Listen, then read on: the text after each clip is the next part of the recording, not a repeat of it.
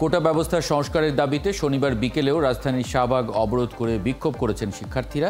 এ সময় science lab, Mirpur সড়ক, মতিঝিলের দিকে যাওয়ার রাস্তা বন্ধ হয়ে গেলে তৈরি হয় তীব্র যানজট।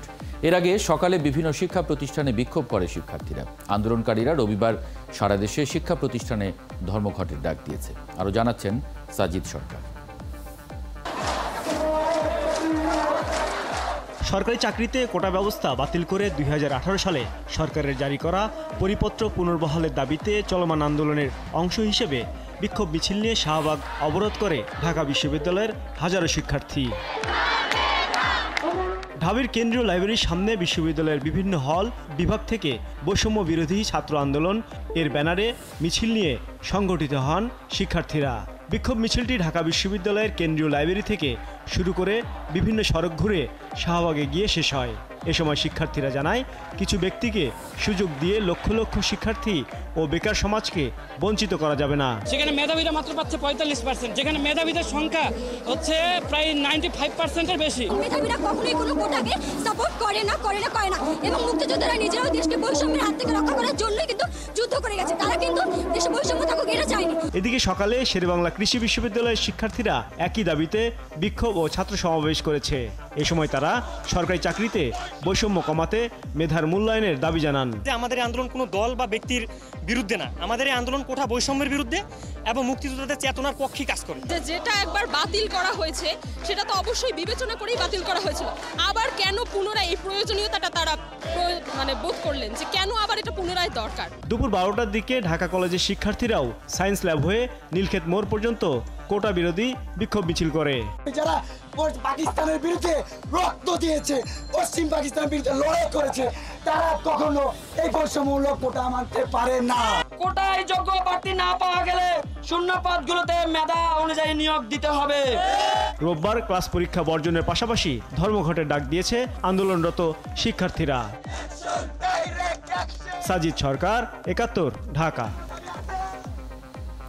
টানা আন্দোলনে আছে শিক্ষার্থীরা এবং বিষয়টি এখনও আদালতে বিচারাধীন, যেহেতু সুতরাং আমরা সতর্ক থাকতে চাই। কিন্তু দাবিগুলো মাঠে আছে, তাই সাংবাদিক হিসেবে আমরা আসলে এটার পক্ষে বিপক্ষে কি মতামত আছে সেটা নিয়েও আলোচনায় থাকতে চাই। আমাদের সঙ্গে আছেন ঢাকা বিশ্ববিদ্যালয়ের কোটা বিরোধী ছাত্র আন্দোলনের সমন্বয়ক আসিফ মাহমুদ ও মুক্তিযোদ্ধা কোটা পুনর্বহালের পক্ষে রিট দায়েরকারী ওহিদুল ইসলাম তুষার এবং ডাকসুর সাবেক ভিপি ও ঢাকা বিশ্ববিদ্যালয়ের সিনেট সদস্য অধ্যাপক মাহফুজা খানম। আপনাদের স্বাগত জানাচ্ছি সংবাদযোগে। আসিফ মাহমুদ, শুরুতে আপনার কাছে একটু জানতে চাই যে আপনারা যে 4 দফা দাবি দিয়েছেন, দাবিগুলো আমি পড়ে যেটি দেখলাম, আপনারা দাবি 1-এ বলছেন যে 18 সালের কোটা বাতিলের পরিপত্র বহাল রাখতে হবে। 2-এ গিয়ে বলছেন যে 18 পরিপত্র বহাল সাপেক্ষে কমিশন গঠন করে দ্রুত সময়ের মধ্যে সরকারি চাকরিতে অযৌক্তিক এবং বৈষম্যমূলক কোটা বাদ দিতে হবে এবং কোটাকে ন্যূনতম পর্যায়ে নিয়ে আসতে হবে। এর ভিতরে আমি আসলে 3টা দাবি দেখেছি। একটা হচ্ছে আপনারা পরিপত্র বহাল চাইছেন, আবার বলছেন যে কোটা সংস্কার করতে হবে কমিশন গঠন করে, আবার বলছেন যে এটি ন্যূনতম পর্যায়ে নিয়ে আসতে হবে। আসলে আপনাদের দাবিটা কি, যদি একটু পরিষ্কার করেন? আপনারা সংস্কার নাকি বাতিল চাইছেন, নাকি আগের পরিপত্র পুনর্বহাল চাইছেন? ধন্যবাদ আমাকে আমন্ত্রণ জানানোর জন্য। আমাদের দাবি খুবই স্পষ্ট। আমরা কোটার যে বৈষম্যমূলক কোটা ব্যবস্থা, এটার একটা স্থায়ী সমাধান চাই। এখন স্থায়ী সমাধান শুধুমাত্র 18 সালের পরিপত্র পুনর্বহালের মাধ্যমে সম্ভব নয়, কারণ আপনারা জানেন 13 থেকে 14 থেকে 20তম গ্রেড পর্যন্ত কিন্তু কোটা আগের মতোই রয়ে গেছে। কিছু কিছু নিয়োগের ক্ষেত্রে 80% এবং এমনকি 90% কোটাও দেখা যায়।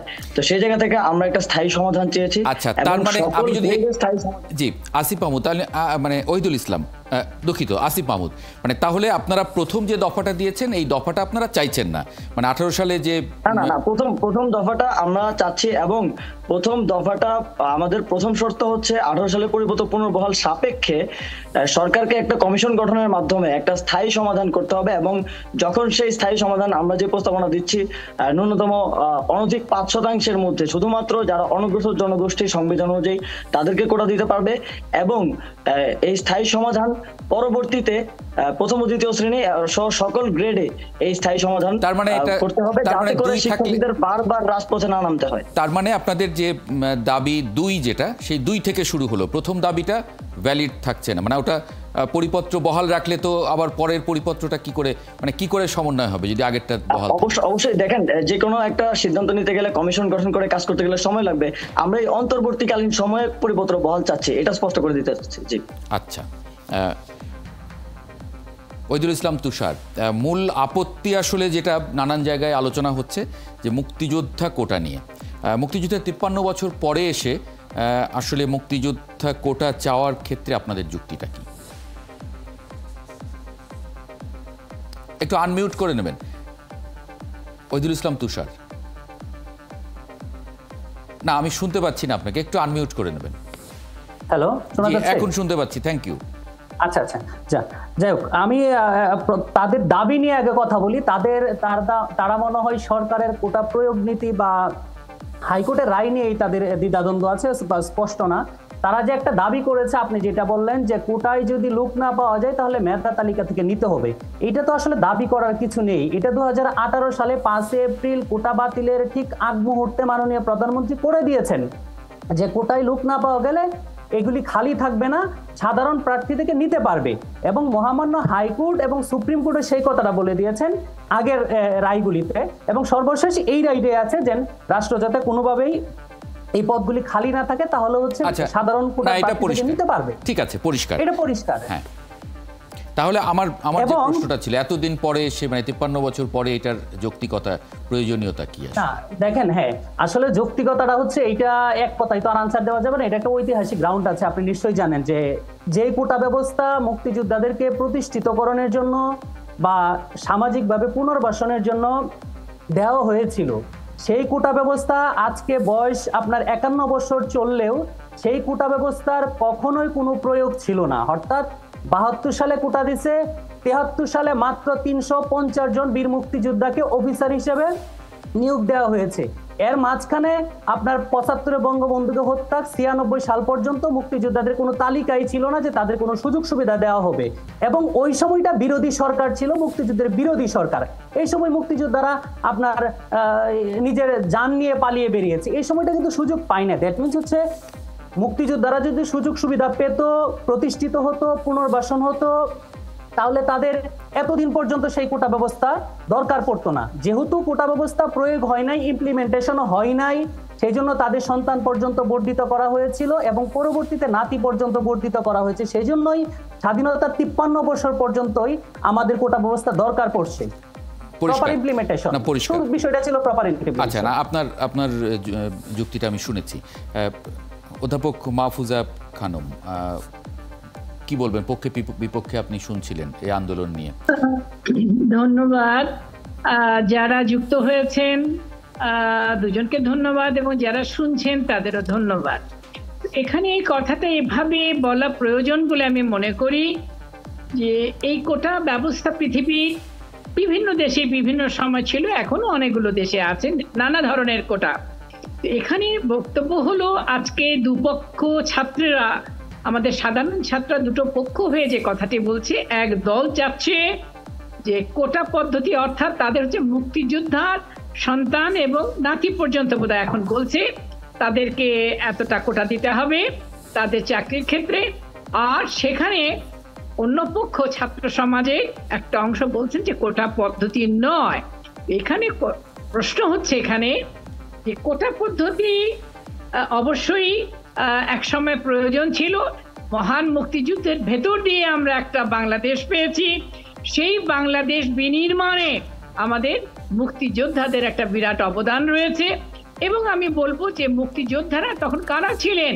এদেশের অগণিত জনসাধারণ, যারা শিক্ষিত বলবো না আমি, বা শিক্ষাপ্রাপ্ত নয়, সে কৃষক, শ্রমিক এবং বিভিন্ন পেশার, তারাও আমাদের এই মহান মুক্তিযুদ্ধে অংশগ্রহণ করেছিল।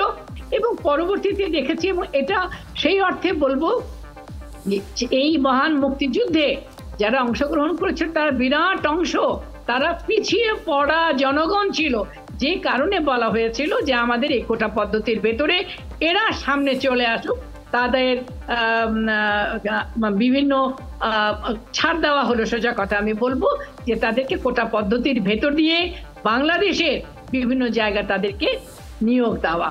এখন কথা হলো যে এখন আমাদের মহান মুক্তিযুদ্ধের 53 বছর চলে গেছে, এবং আমি বলবো যে বাংলাদেশের আজকে পিছিয়ে পড়া জনগণ, সেই অর্থে তো আমি ওইভাবে বলবো না, পিছিয়ে পড়া জনগণ যারা বলবো পাহাড়ি অঞ্চলে যারা আছে তাদের কথা হয়তো বিবেচনা করা যায়, কিন্তু মুক্তিযুদ্ধের সন্তানেরা বা তাদের পরিবাররা আমাদের দীর্ঘদিন বলবো আমি যে এই কোটা পদ্ধতির ভেতর দিয়েই ছিল, এবং তারা বিভিন্ন জায়গায় আজকে প্রতিষ্ঠিত হয়েছে। আমার প্রশাসনে বলুন ও সর্বত্র তারা প্রতিষ্ঠিত হয়েছে। এবং শুধু তাই না, আজকে দীর্ঘদিন যাবত আমরা জানি যে আমাদের শিক্ষা বা বিস্তারটা এতটা হয়েছে যে মোটামুটি ভাবে বলা যায় যে জনগণের একটা বিরাট অংশ এখন আমি মাহফুজা খানম ওহিদুল ইসলাম তুষার বলছিলেন যে ৭৩ সালে এটি জারি হবার পরে ৭৫ থেকে ৯০ পর্যন্ত ৭৫ থেকে ৯০ পর্যন্ত এই সময়ে ঠিক বলেনি তিনি, কথাটা ঠিক বলেনি। তাহলে একটু তুষারের কাছ থেকে শুনি। কোটা পদ্ধতি আমি জানি দীর্ঘদিন যাবত চলেছে, আমি পাবলিক সার্ভিস কমিশনে অনেক কাজ করেছি, সেটা আমি জানি কোটা পদ্ধতি ছিল। এখন এটা যদি এভাবে বলে, আমি অফিসিয়ালি হয়তো সেটা দেখাতে হবে আপনাদেরকে যে কোটা পদ্ধতি ছিল এবং এখন আছে, কিন্তু আপনি কোটা পদ্ধতির ভেতর দিয়ে আমরা যেখানে বলছি যে 40 সালের ভেতরে আমরা স্মার্ট বাংলাদেশ করব, এবং স্মার্ট বাংলাদেশ মানেটা কি, যে যারা ব্রিলিয়েন্ট তাদেরকে আপনি না নিয়ে আপনি কোটা পদ্ধতির ভেতর দিয়ে আপনাদের লেস ক্যালিবার সম্পন্ন ছেলে মেয়েদেরকে আপনারা সুযোগ করে দিচ্ছেন। আমাদের আগামী প্রজন্মকে, আমি আগামী প্রজন্ম বলবো না, এই প্রজন্মকে আপনারা তারা বিভিন্ন জায়গায় তাদের প্রশাসনে না শুধু আমার সর্বত্র তারা চাকরি বাকরি পেয়ে যাবে। আচ্ছা, একটু তাহলে একটু ওহিদুল ইসলাম তুষারের কাছে শুনি। মাহফুজা খানম একটু শুনি যে ওহিদুল ইসলাম তুষারের কাছে একটু শুনি আমি। তুষার, তথ্য কি গরমিল আছে কোনো?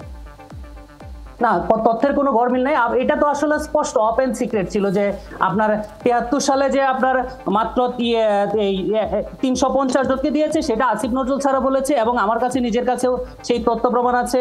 এর বাহিরে আর কোনো কিছু আপনার তাদেরকে করা হয়নি, ঠিক আছে? না, ৭৫ না পর থেকে ৭৫, আচ্ছা ৭৫-এর পট পরিবর্তনের পর আপনি দেখেন এই যে ৩৫০ জন, এটা আপনার এইটার বইয়ের নাম হচ্ছে চাকরির বিধানাবলী ও প্রাসঙ্গিক ২০০০ মামলা। এই বইটাতে পাবে যে ৩৫০ জন মুক্তিযোদ্ধাকে ৭২ সালে তাদেরকে অফিসার হিসেবে নিয়োগ দেওয়া হয়েছিল, যেহেতু বিসিএস ছিল না। বিসিএসটা তো হচ্ছে ৮২ সালের দিকে আসছে, ঠিক আছে? এর পরবর্তীতে যখন মুক্তিযোদ্ধাদের নিয়োগ দেওয়া হলো, তখন অমুক্তিযোদ্ধা যারা ছিল প্রশাসনে, যারা শিক্ষিত বেকার ছিল, তারা বললো না ওইটা আমরা মানি না, সেই জন্য আবার একটা অমুক্তিযোদ্ধাদেরকে নিয়োগ দেওয়া হলো। এখন বঙ্গবন্ধুকে হত্যা করার পর এই দেশে মুক্তিযুদ্ধ ছিল, নির্বাসনে ছিল এই দেশে মুক্তিযুদ্ধ, অর্থাৎ ওই সময় ২১ বছর পুরো নির্বাসন অবস্থায় ছিল। এবং ৯৬ সালে মাননীয় প্রধানমন্ত্রী এসে এটা দেখলেন যে কোটার কোনো কার্যকারিতা নাই, সেই জন্য সন্তানদের দিলেন। সন্তানদের দেওয়ার পরে দেখলো যে এই কোটা ব্যবস্থা এই যে বিভিন্ন সময় সরকার এসে কার্যকর না করার কারণে তারা ব্যাপকভাবে ক্ষতিগ্রস্ত হয়েছে। এবং ওই সময় এসে ওনারা 10টার মতো পরিপত্র জারি করলেন। মাননীয় প্রধানমন্ত্রী যখন ৯৬ সালে ক্ষমতায় আসলেন, ৯৭ সালে ১৭ই মার্চ সন্তানদেরকে এই কোটা ব্যবস্থা বর্ধিত করলেন। প্রত্যেকটা পরিপত্রে ভাষা ছিল, আমার কাছে সামনেই পরিপত্রগুলি আছে, প্রত্যেকটা পরিপত্রে ভাষাই ছিল এরকম যে বিভিন্নভাবে আমরা দেখতে পাচ্ছি, জানতে পাচ্ছি মুক্তিযোদ্ধা কোটা অনুসরণ করা হচ্ছে না, এতে তারা ক্ষতিগ্রস্ত হয়ে মামলা মোকদ্দমায় জড়াচ্ছে, এতে রাষ্ট্র ক্ষতিগ্রস্ত হচ্ছে। তাই মুক্তিযোদ্ধা কোটা যথাযথভাবে অনুসরণ করতে হবে। কোন পরিপত্র বলা হয়েছে যেটা সংরক্ষণ করতে হবে, খালি রাখতে হবে, এবং পরবর্তী ৬ মাসের মধ্যে নিয়োগ দিতে হবে। আবার অন্যভাবে বলা হয়েছে 3 মাসিক রিপোর্ট দিতে হবে। কেউ কোনো দেয় নাই। কেন দেয় না? ২১ বছরের যারা ছিল আপনার এই যে প্রশাসক ছিল, এই যে ৭৫ পরে যারা আপনার চাকরিতে ঢুকেছিল, তারা কিন্তু ততদিনে ডিসিশন মেকার হয়ে গেছে। এবং এরকম ঘটনা ঘটেছে, আপনি দেখেন ২৩তম বিসিএস এ ডক্টর সুমনা সহ ১২ জনে মামলা করেছিল। এই মামলাতে কিন্তু তাদেরকে দেওয়া হয় নাই। কেন? তৎকালীন সময় মাননীয় প্রধানমন্ত্রী জননেত্রী শেখ হাসিনার যে প্রতি স্বাক্ষরিত সনদ নিয়ে গিয়েছিল, তারা ১২ জন মামলা করেছিল, তাদেরকে চাকরি দেওয়া হয়নি। এরকম অনেক মানুষকে, অনেক মুক্তিযোদ্ধার সন্তানকে আপনার ভাইবাবুর থেকে বের করে দেওয়া হয়েছে। শুধু তোমরা কিভাবে চাকরি পাও সেটাও দেখে নেব। এটাই যে আমি আরেকটা কথা বলি যে ৩৮-এর পর একজন ব্যক্তিকে বলা হয়েছে এরকম কথা, আমি আনপট হিসেবে বলছি যে মুক্তিযোদ্ধা আমাদের ম্যাডাম যা বলছে তা সত্য কথা, যে আমরা পরিপত্রে ছিলাম, কাগজে পরিপত্রে এখনো আছে আমাদের জন্য 14 থেকে 20তম গ্রেডে এখনো চাকরি আছে। আপনি দেখেন যে এখন পর্যন্ত এই 14 থেকে 20তম গ্রেডে ভাইবা দিয়েও চাকরি হচ্ছে না। অর্থাৎ তারা কোনোভাবেই এটার কাগজে পরিপত্র আমাদের জন্য সুবিধা আছে অনেক কিছু, আমি মেনে নিচ্ছি, কখনো বাতিল হয় নাই, সেটা আছে, কিন্তু কখনোই সেটা ইমপ্লিমেন্টেশন ছিল না। আসিফ মাহমুদ বোধহয় ডিফার করছেন, আপনি মাথা নাড়ছিলেন, আপনার কাছে তথ্য আছে কোনো? যে আমি প্রথমে একটু বলতে চাই, আমাদের মনে হয় ভাষাগত জায়গায়ও কিছুটা পরিবর্তন আনা প্রয়োজন। মুক্তিযোদ্ধা কোটা প্রথম বঙ্গবন্ধু করেছিলেন অন্তর্বর্তীকালীন কিংবা অস্থায়ী নিয়োগ নীতির ক্ষেত্রে, সেখানে মুক্তিযোদ্ধা কোটা শব্দটা ব্যবহার করা যুক্তিযুক্ত ছিল, কিন্তু যখন সেটা সন্তানদের জন্য এবং পোষ্যদের জন্য হয়ে গেল, তখন সেটাকে আমার মনে হয় মুক্তিযোদ্ধা পোষ্য কোটা বলা উচিত। দেখা যাচ্ছে যে তুষার ভাই বলছেন যে কাগজে কলমে ছিল কিন্তু কোথাও বাস্তবায়নে ছিল না, অথচ আমরা কিন্তু দেখতে পেয়েছি যে বিসিএস এর সার্কুলার গুলোর মধ্যে দিয়ে মুক্তিযোদ্ধা কোটা ব্যবহার করে শিক্ষার্থীরা চাকরি প্রার্থীরা চাকরি পাচ্ছেন, এবং আমরা ঢাকা বিশ্ববিদ্যালয়ে ভর্তি পরীক্ষা দিয়েছি, ভর্তি হয়েছি, আমরা দেখেছি যে আমরা তুষার বলছেন যে 75-এর পর থেকে 96 সাল পর্যন্ত এটা বাস্তবায়ন ছিল। 2008 সালের পর মুক্তিযোদ্ধা কোটার বাস্তবায়ন কিছুটা হয়েছে, 2008 সালের পর মুক্তিযোদ্ধা কোটা যখন বাস্তবায়ন শুরু হয়েছে তখনই একজন করে শুনিয়ে শুনতে পাবো না, বলতে পারেন না আপনি বলছেন যে আমলারা ষড়যন্ত্র করেছে, মানে এগুলোর তো কোনো ভ্যালিড প্রুফ আপনার কাছে নেই। আপনি বলছেন আমলারা ষড়যন্ত্র করেছে, বাতিল করেছে, শুনেন, কোটা বাতিল করেছে, সেখানে আমলাদের ষড়যন্ত্র আছে। আমি বলি কোটা ব্যবস্থা বাতিল করা হয় নাই, আমি এক লাইনে বলি যে কোটা ব্যবস্থা বাতিল করা হয় না, 2018 সালে 14 অক্টোবর। ঠিক আছে, আমি একটা কথা বলি, আপনারা জানেন যে কোটা, আমি বলছি কি যে 2018 সালে 14 অক্টোবর যে পরিপত্র জারি করা হয়েছে সেটা বাতিল করা হয় নাই। 2018 সালে 14 অক্টোবর প্রথম দ্বিতীয় শ্রেণীর কথা বলে তৃতীয় শ্রেণীর 3টা গ্রেড 11, 12, 13তম গ্রেড বাতিল করেছে, এবং মুক্তিযোদ্ধা পরিবারের জন্য কোথায় রেখেছে এবং অন্যান্য যারা উপকারভোগী আছে তাদের জন্য কোথায় রেখেছে, যে গ্রেডগুলিতে নিয়োগ নাই, যে গ্রেডগুলিতে পদোন্নতি নাই, যেগুলি ব্লক ফোর্স, যেগুলি আউটসোর্সিং এ নেওয়া হয়েছে, আসিফ মাহমুদকে একটু শুনবো, সেই 14 থেকে 20তম গ্রেড একটু সুযোগ দেই তাকে। আসিফ মাহমুদ আপনি শেষ করবেন বলছিলেন। জি, 14 থেকে 20তম গ্রেডের কথা তিনি বলছেন। আমরা মনে করি 2018 সালে যে সিদ্ধান্ত দেওয়া হয়েছিল সেটিও একটি এই জায়গা থেকে ত্রুটিপূর্ণ সিদ্ধান্ত ছিল, যে কোটা ব্যবস্থা যদি থাকে কিংবা না থাকে কিংবা যতটুকুই থাক সেটা সকল গ্রেডের সমান হতে হবে। সেটা আমি প্রথম দ্বিতীয় গ্রেডের জন্য পুরোপুরি বাতিল করে দিলাম, কিংবা 18 সালে কোটা সংস্কার আন্দোলন আমরা করেছি, আমরা প্রথম বর্ষের শিক্ষার্থী ছিলাম, আমরা তো কোটা বাতিল চাই নাই, আমরা কোটা একটা যৌক্তিক সংস্কার চেয়েছি, এবং আমরা বলেছি সেটা জিজ্ঞেস করি আসিফ মাহমুদ, শিক্ষার্থীরা তো বাতিল চাইনি, শিক্ষার্থীরা সকল গ্রেডে কোটার যৌক্তিক সংস্কার সরকার বাতিল করেছে, এবং সরকার কি এমন একটা পরিপত্র দিল যেটা 5 বছরের মধ্যেই হাইকোর্টে গিয়ে টিকলো না। এই বিষয়ে শিক্ষার্থীরা 18 সালে আন্দোলন করেছে, সারা দেশে জনমত গঠিত হয়েছে, সেই জায়গা থেকে সরকার সিদ্ধান্ত নিয়েছে। শিক্ষার্থীরা এই বিষয়ে সরকারের কাছ থেকে জবাবদিহি চায়, সরকার কি শিক্ষার্থীদের সাথে কোনো প্রকার প্রহসন করলো কিনা, শিক্ষার্থীদেরকে কোনো প্রকার প্রতারণা করলো কিনা, এটা ওই পরিপত্রের মানে কোথায় ভুল ছিল, মানে সেটা কি আপনারা আইডেন্টিফাই করেছেন?